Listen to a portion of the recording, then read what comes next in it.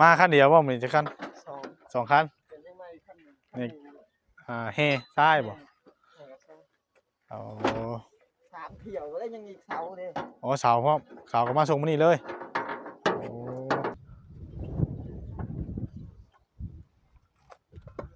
ใช่2พอดีโลดนั่น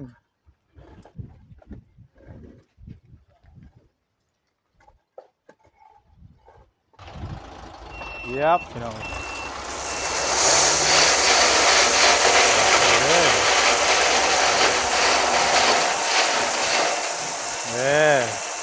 พอดีเลยมองนี่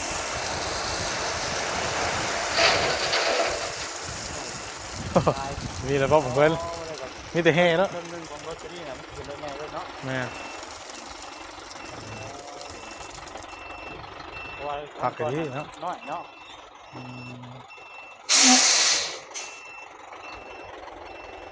ซ้ายบ่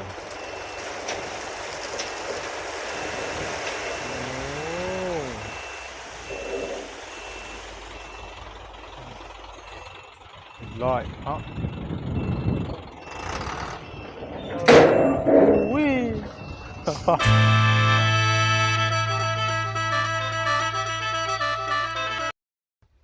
โดยพี่น้องเนาะกราบสบายดีและสวัสดีเด้อพ่อแม่พี่น้อง FC เบิร์ดสู่ขู่สู่คนเนาะบ่ว่าสิอยู่ในประเทศและก็ต่างประเทศเนาะพี่น้องเนาะก็ยินดีต้อนรับเข้าสู่ช่อง YouTube บ่าวบุญเผย Channel อีกแล้วมื้อนี้พี่น้องเอ้ยเอาพบพ่อกับช่องบ่าวบุญเผยมื้อนี้เนาะพี่น้องเนาะบ่าวบุญเผยกาอยู่ที่เฮือนของทางน้องสายพลคือเก่ามื้อนี้พี่น้องเนาะพบพ่อกันมื้อนี้ก็คือตอนแดดๆนี่แหละพี่น้องเอ้ยมื้อนี้ก็มีลมแน่บ่ร้อนปานใดมื้อนี้เนาะเมื่อวานนี่ถือว่าร้อนแฮงพี่น้องเอ้ยเนาะก็ถือว่าพบพ่อกันตอนเช้าจักกี่ตอนสวยแน่ล่ะพี่น้องเอ้ย พอดีว่ามื้อนี้น่ะเขามาหาทางน้องสายพลกับลุงโจยพี่น้องเอ้ยเนาะก็รอทั้งเครื่องเพิ่นเนาะทั้งเครื่องเฮือนของทางน้องสายพลน่ะพี่น้องเอ้ยทางว่าแสนเพิ่นโทรเมื่อเช้านี้เพิ่นว่าสิเข้ามาส่งให้แต่เช้าอยู่ว่าซั่นเนาะแต่ว่าตอนนี้ก็ยังบ่ทันได้เห็นเพิ่นมาเด้อพี่น้องเอ้ยเนาะเฮาก็มารอท่าเพิ่นก่อนพี่น้องเอ้ยเนาะรอท่าเพิ่นเครื่องเพิ่นมีหยังนำแน่มาส่งมื้อนี้เนาะแต่ว่ามื้อนี้ก็ทางน้องสายพลเพิ่นก็อยู่พุ่นน่ะเนาะบ่ได้ไปพี่น้องเอ้ยมื้อวานนี่ก็พากันมาก็จนค่ำพี่น้องเอ้ยเนาะพู้นแหละมาแต่ตามหาน้องเบยเนาะพี่น้องเนาะเพิ่นอยู่บ้านนาทองพุ่นเนาะพี่น้องเอ้ยทางไปก็โอ้ยถือว่าโหดนะพี่น้องเนาะไกลก็ไกลแล้วก็อยู่ในดงในป่าอีกทางน้องเบยเพิ่นก็ได้เนาะมื้อนี้ก็ถือสิได้ฮู้ความจริงเด้อพี่น้องเอ้ยเนาะว่าทางน้องเบยเพิ่นอ่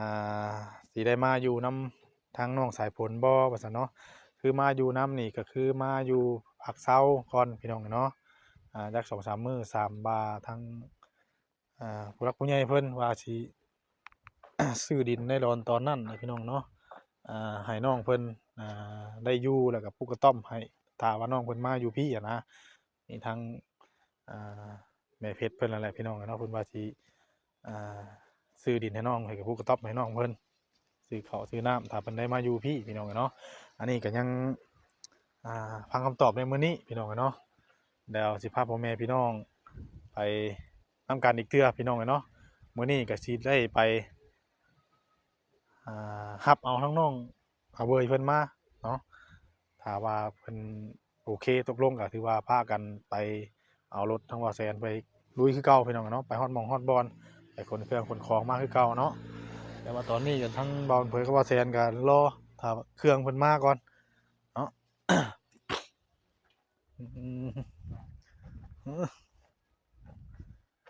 ไผผู้ผ่าผู้แพมานอนอยู่ดุมมื้อนี้เนาะมันเย็นบ่คือมันร้อนนี่เออ น้องเหตุผลมานอนดินเย็นบ่นี่เพราะว่านอนถึงงานโทรศัพท์นอนเทิงกับสัญญาณโทรศัพท์บ่มีบ่เอ่อนอนดุมแล้วนี่สัญญาณเนาะ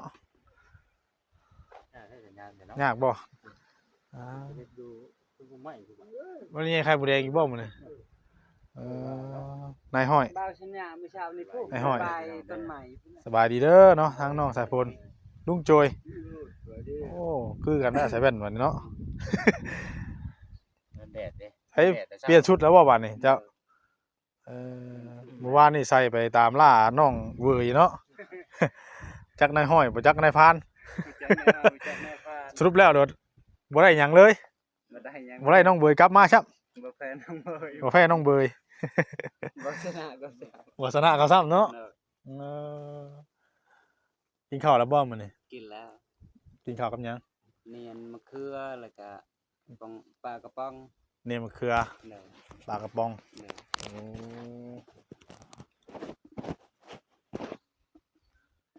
สรุปแล้วเมื่อวานนี่ก็พากันไปจนค่ำเมื่อวานนี่เนาะ เด้อ ไปตาม ทางมันย่างแน่เนาะ ไปตามล่าน้องเบยอยู่ซะ ไปตามล่าก็เห็นได้ดีได้พี่น้องเนาะ เด้อ ฮอดหมองฮอดบอนฮอดหมองที่ว่าเพิ่นอยู่นอนในเครือแหละพี่น้องเนาะแต่ว่ามื้อนี้นะเฮายังรอหาอัปเดตเบิ่งเครื่องมาส่งเฮือนของน้องสะพลก่อนพี่น้องเนาะเพิ่นมาสิมาส่งมื้อนี้ยังบ่ทันได้มาพี่น้องเอ้ยเดี๋ยวมื้อนี้ถ้าว่านี่ได้เฮาก็ยังสิได้เข้าไปหาเพิ่นอยู่เนาะ เด้อ มื้อนี้นั่นบ่ต้องไปตามล่าแล้วมื้อนี้ บ่ไปยังมื้อนี้ ไปเอาเพิ่นมาเลย ถ้าไปก็ เอาเพิ่นมาเลยเนาะ เอามาเลย ใส่รถมาเลยพี่น้องเลยถือว่าไปว่านี่ก็ถือว่าหนทางถือว่าโหดสุดเลย เด้อ พี่น้องเลยแล้วน้องคนซิกซ้ายซิกขวาอยู่ โอ้ปุโตะนั่งคิดยังนี่น่ะ ยังบ่ นั่งเบิ่ง ดูทาง คือนั่งซึ้งได้เสียแล้วฟังลูกๆกัน ล้มกันบ่โอ้พอดีมาชงเครื่องให้ได้มื้อนี้น่ะก็ฮอดได้นี่ บ่มีทางชีวาก็อยู่เนาะ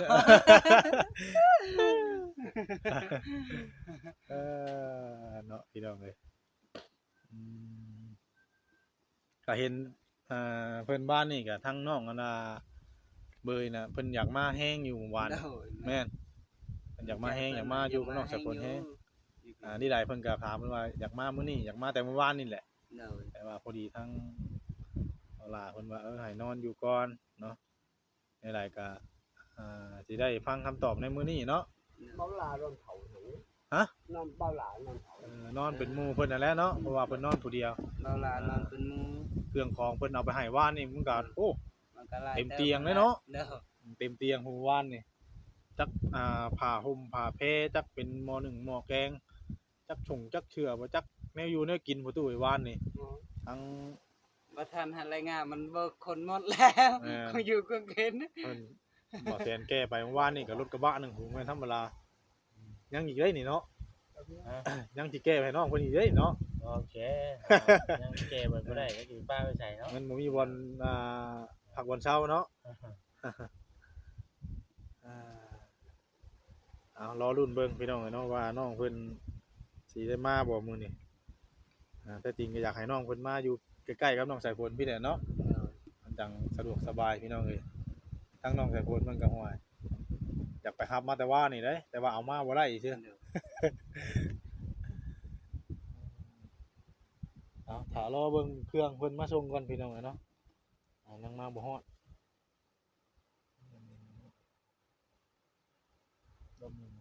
ลมเหมือน ลมคะแนน พักนั้นเนี่ยทั้งน้องสายฝนก็ยัง คือว่านนี่หันช่อง3เทื่อก็อาบน้ำจนบ่มีหันลม แม่น อ่อนก็ฮ้อนเนาะ ฮ้อนเมื่อวานไปหาน้องเพิ่นแต่ว่ามื้อนี้ก็ถือว่าอากาศก็พอรับพอดีมื้อนี้บ่ฮ้อนบ่หนาว แม่น ลมเย็นสบายประตู ซ้ำทีเนาะ นอนเย็นจ่อยๆนี่เนาะประตู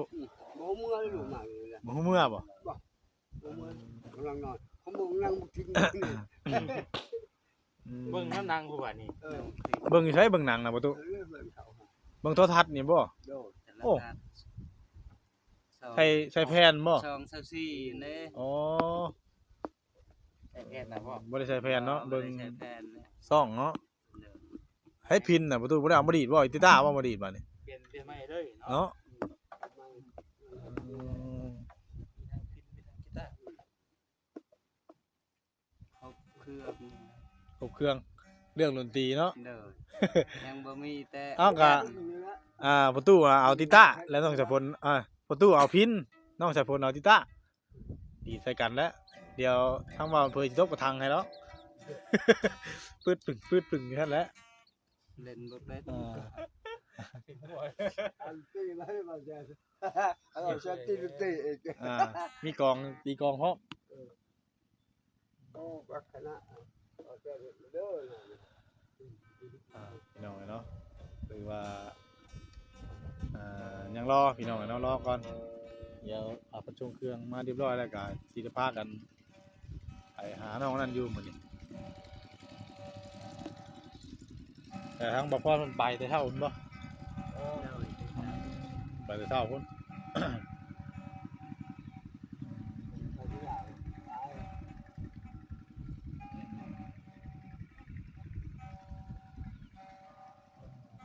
ตักยังบ่ทันได้ปลูกหยังเนาะท่านผู้ชม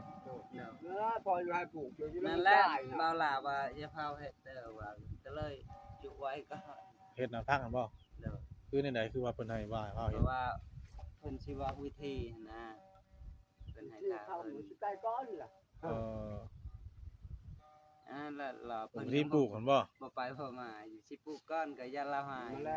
กจะเอาตัวนั้นเท่าตาเลยออกอัดงานประตูก้อน เออ เอาตาเล็กเลยก็คือมันง่วงมันเข้ามามันจะกัดเลยมันเวลานอนรับมันก็กัดแหละ ต้นหมักมีหมักขนุนหรือว่ากอไม้เฮาก็ นั่นแหละ สามารถปลูกได้อยู่ปลูกไว้นำ คงหัวปลูกที่บอกเราปลูกเราใจพอปลูกเวลามันตายเวลาอันนั้นเวลาอาหารบริโภคจัง ต้นหมักหางหมัก ตายได้ หมัก แฉบ ชมพู่ชมหยังเนาะ แฉบ เอาลงไปขยายนะ ถ้าเอา ถ้าเอาตั้งเฮือนกันแล้วเฮาจัง บ่ต้องโฮด ลงน้ำหลัง เฮาบ่ฮดหรอก บอกเพิ่นเนาะว่าไว้โฮดนะแม่นเนี่ย เนาะพี่น้องเนาะฝากก่อนถ้ารอเบิ่งเครื่องมาก่อนเดี๋ยวจังอัปเดตอีกพี่น้องเนาะโดยพี่น้องเนาะรถบล็อกเพิ่นก็มาเรียบร้อย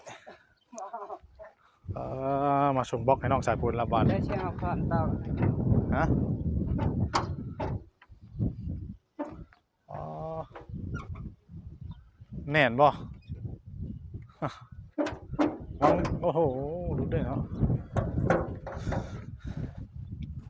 ทั้งเบิดจะก้อนออกมาเนี่ยทำมาให้บ่ยังแห่เนาะตามมาหลังพี่น้องเลยลงมาต่อหมู่เลย เป็นหาแถวเด้อ จะก้อนออกมา 800 800เนาะอ๋อเน่นคักกะดีนี่ก็ละ มาคันเดียวบ่มันจะคัน 2 2คัน เป็นจังได๋คั่น นี่แห่ซ้ายบ่เอา 3เที่ยวแล้วยังอีกเสาเด้อ อ๋อเสาพร้อมเสาก็มาส่งมื้อนี้เลยโอ้ เสาอยู่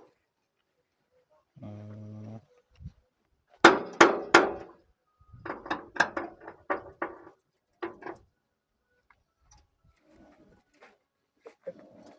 ทนได้ข่าวแล้วก็เน่นนี่กันเนาะ เอาพี่น้องตอนนี้เพิ่นเอาอิฐบล็อกลงมาก่อนพี่น้องเนาะยังสิตามมาอีกแห่แล้วก็ทรายแล้วก็เสาเนาะ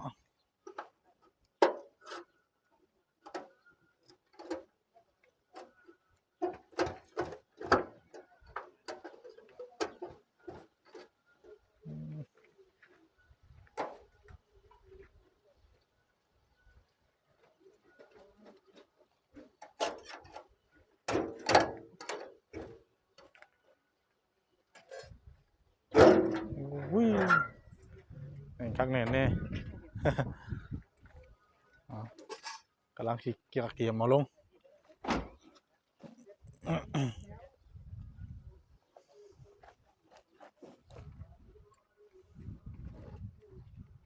ขอลงมาโลดเอาอย่างเจ้านี่จับนี่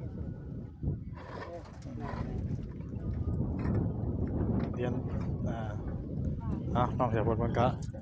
ผลลงซอยกันพี่น้องไงเนาะมันจังเบิดไว้ กล่องว่าวันนี้ก็ได้ ได้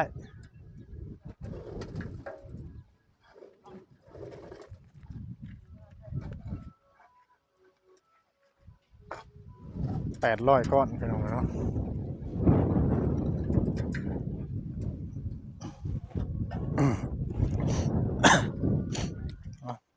ถือว่าลมแห้งนี่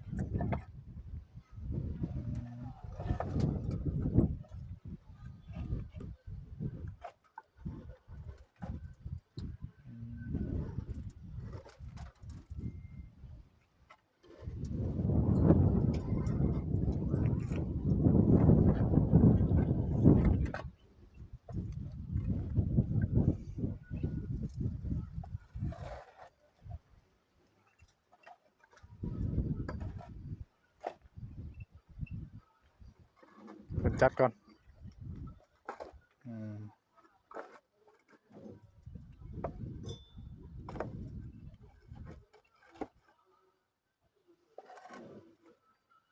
สลับกัน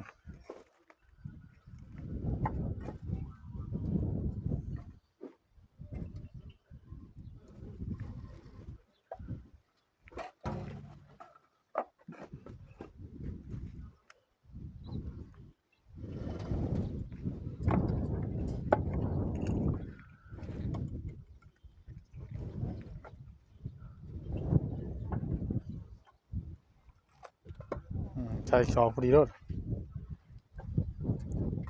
นั่น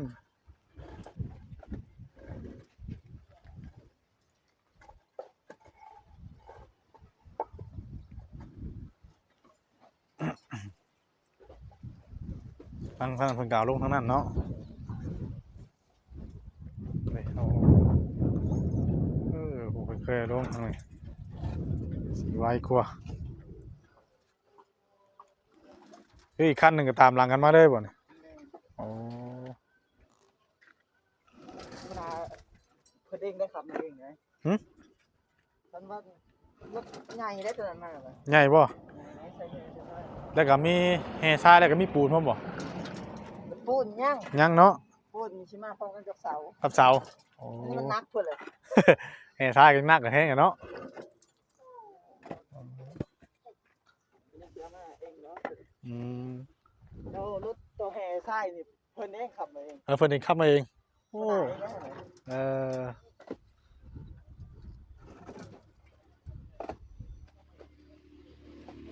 เนาะพี่น้องเลยตาเพิ่งอีกคันหนึ่งเนาะเพิ่งกำลังขนลงอยู่ตอนนี้เอามาแล้วอีกคันนี่พี่น้องเนาะแห่ทรายตัวนี้มาแล้ว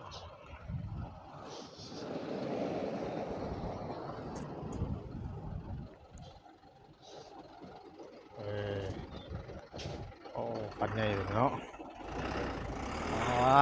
ต้องใส่คน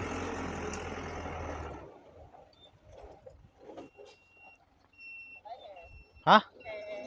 แห่บ่ แห่ก็ใช่ไม่ไหวใช่ พักแท้ไว้ต่อกันนี่เด้อนี่มันบอกเกกาทางออกเจ้าบ่ได้อยู่เนาะประมาณนู่นเดียวกันนี่เด้อนี่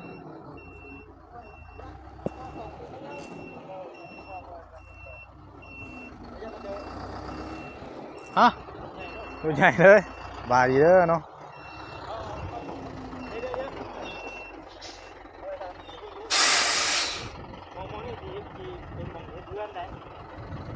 ขยับอีกก็ได้ป่ะหรือว่าเป็นไม่ได้ไหมเหรอว่างง่ายไปจักบ้องนะบ้องนะ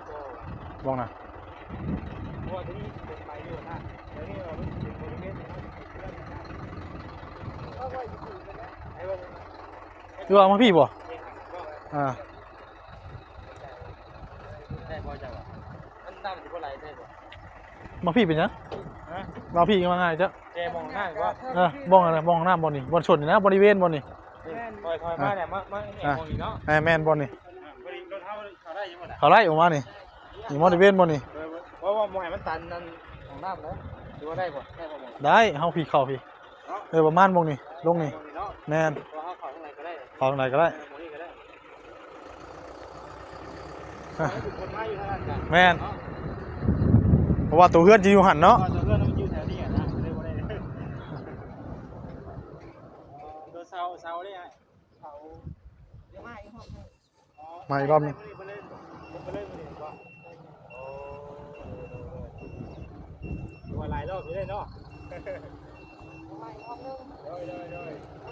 พี่น้องเลยยังอีกรอบหนึงเพิ่นว่าเนาะตอนแรกสิเป็นเสาแล้วก็เป็นปูนพี่น้องเนาะ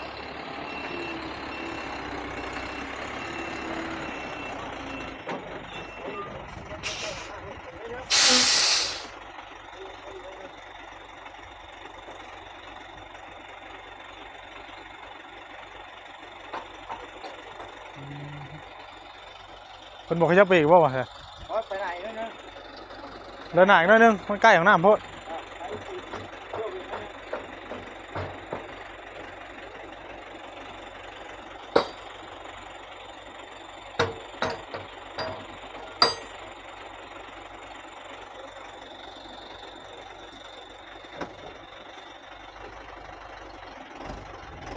โอเคเลยมันเย็บพี่น้อง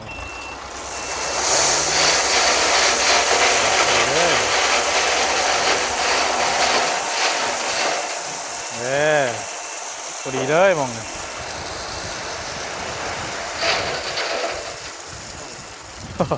มีแล้วพ่อผมเพิ่นมีแต่เฮ่แล้ว เรื่องหนึ่งของรถคันนี้นะมันเป็นรถไงด้วยเนาะ แม่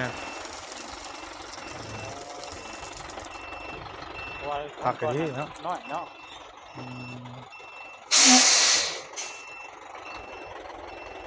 ซ้ายบ้าน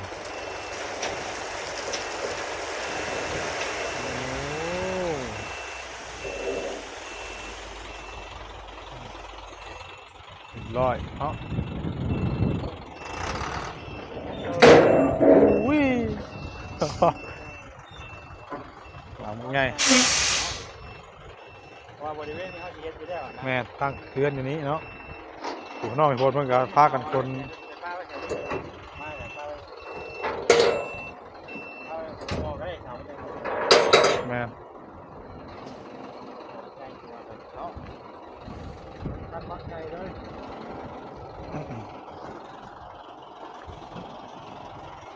มาดีเด้อ มาดีเนาะ มันยังแต่พูดกับเช้าเป็นตอนแรกประมาณตรงตอนแรกมาแรงไหมนี่ยังสองอย่างเนาะพูดกับเช้าเพราะคนน้อยใช่กับได้ไหมเนี่ยเฮ้ยไปเดินไปก่อนลงไปก่อน กับสองคัน ไงได้เนาะ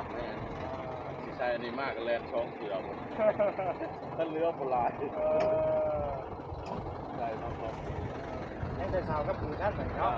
ช่วงบ่ายป่ะ เอากำลังจ่ายเงินค่า บล็อกค่าแห่ค่าทรายพี่น้องเนาะ อ๋อเห็นรถง่ายไปหน่อยเนาะเห็นรถได้แล้วครบแล้ว ครบเนาะ เนาะ 14 ล้าน 14 ล้าน9 แสน 9 แสนแมน โอเค เอาขอบใจเลยล่ะ โอ้ยเนาะ เอาให้ได้ลังใหญ่ๆอีกเอากลับก่อน โอเคเดินทางปลอดภัยเด้อ ตอนบ่ายเชียวเช้ากระปุ้นมาให้ โอเคเอ้าไปลองเลยทางเบา ดีใจเนาะประตูเนาะ มาจอนเนาะโอ้ย โอ้ เอาไม่ได้ขึ้นไปเรือบ่รอบนี้ไม่ได้ขึ้นโอ้ยขึ้นทางการเนาะ สุเนาะประตูเนาะ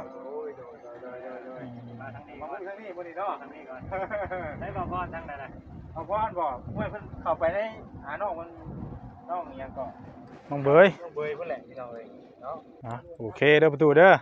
ดีใจน้ำประตูมื้อนี้ที่ว่าทิ้งเครื่องทุกอย่างก็ถือว่ามาฮอดมาถึงเป็นที่เรียบร้อยตอนแรกยังอันน่ะเสากับปูนประตูเนาะขอบบุญขอบคุณทางแม่เพชรเพิ่นเนาะประตูเนาะที่เพิ่นซอยเฮาเข้ามาแล้วก็หลายๆท่านผู้ใหญ่ใจดีทุกท่านนั่นแหละที่ว่าซอยทางประตูมาก็ขอให้เพิ่นอยู่ดีมีแฮงอายุมั่นขวัญยืนคิดสิ่งใดขอให้ได้สมดังปรารถนาเนาะทางเบาเผยก็สิได้ขอตัวจบคลิปแล้วพี่น้องเอ้ยบัดนี้เนาะพบพ้อกันใหม่เดี๋ยวตอนแรกเพิ่นก็มาส่งให้อีกเนาะพี่น้องเนาะทางประตูเพิ่นเรียกเพิ่นก่อนบัดนี้ถือว่าทางนั้นก็พากันขนบล็อกลงพี่น้องกันเนาะเพิ่นก่อนพี่น้องเลยเนาะลงเรียบร้อยแล้วแห่ทรายพี่น้องเลยบล็อกดินบล็อกทางน้องสายฝนเพิ่นก็ซอยสร้าง ซอยเพิ่นกันคนดีดบล็อกเต็มที่มื้อนี้เนาะอ๋อเบิดแล้วบ่น้องไข่พุ่น ยัง ยังอยู่เนาะยังอยู่ว่าซั่นใกล้แล้วพี่น้องเอ้ยเนาะสำหรับคลิปนี้ก็จะได้ขอตัวจบคลิปแล้วพี่น้องเอ้ยเนาะพบพ้อกันคลิปหน้าคลิปต่อไปเด้อพี่น้องเอ้ยน้องก่อนอื่นก็ขอขอบคุณ FC พี่น้องเนาะเบิดทุกท่านบ่ว่าสิอยู่ทางใกล้ทางไกลเนาะที่ติดตามรับชมช่อง YouTube บ่าวเผยแต่ต้นจนจบแล้วก็บ่กดข้ามโฆษณาบ่าวเผยไปพี่น้องเอ้ยเนาะเอาฝากกดไลค์กดแชร์กดติดตามเป็นกำลังแรงใจทั้งบ่าวเผยออสเตรเนาะถือว่าทีมงานให้คลิปดีๆคลิปต่อไปให้พ่อแม่พี่น้องได้เบิ่งได้ชมนํกันก่อนอื่นก็ขอขอบคุณทั้งผู้ใหญ่ใจดีด้วยว่าทั้งแม่เพชรเพิ่นสุดซอยกันเข้ามาพี่น้องเนาะแล้วก็ติดตามรับชม